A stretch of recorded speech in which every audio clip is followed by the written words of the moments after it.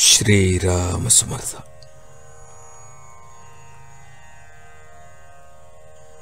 ज्या घरात शांती त्या घरात भगवंताची वस्ती.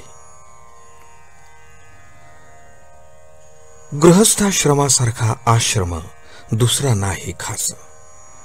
नीती धर्माचे रक्षण यासाठीच विवाहाचे कारण. ज्या घरात राहते शांती त्या घरात भगवंताची वस्ती. कृतीवर मनुष्याची परीक्षा जैसी वासावर पदार्थाची परीक्षा. कोणाचा न करावा घात ऐसे वागावे जगात. आपले आपण करून घ्यावे हित त्यालाच म्हणतात संभावित.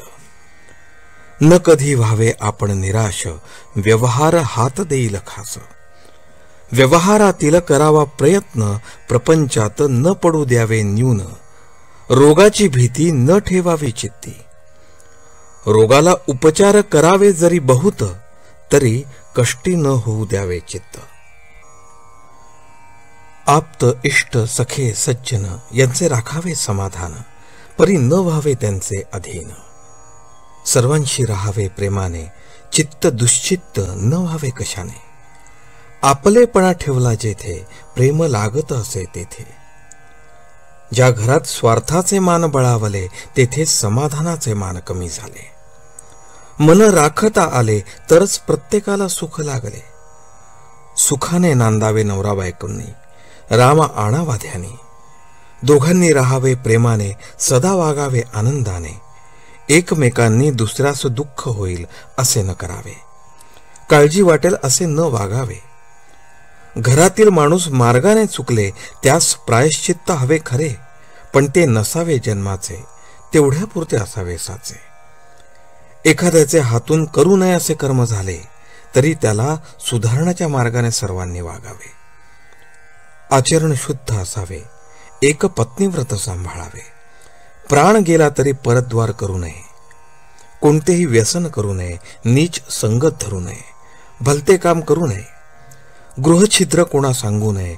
आपला बोज आपण घालवू नये. विश्वासघात कोणाचा करू नये. परदुःखे हसू नये. देहदुःखे त्रासू नये. केला उपकार बोलू नये. मुलाबाळास सांभाळून राहावे. प्रपंचात कधी उदास न व्हावे. प्रेमाने वागावे सर्वांशी. सुख राहे निस्वार्थापाशी. आई वडिलांची आज्ञा पाळावी. चांगल्याची संगत धरावी. अभ्यासात लक्ष ठेवून राहावे. भगवंताचे नामस्मरण करावे. नामा परते न माना दुजे साधन जैसे पतिव्रतेस पती प्रमाण. नामा परते न मानावे सत्य ज्याने राम होईल अंकित. हेच साधू संतांचे बोल कोणीही न मानावे फूल. आजचे बोधवचन. कोणतेही काम करीत असता राखावी मनाची शांती. जानकी जीवन स्मरण. जय जय राम.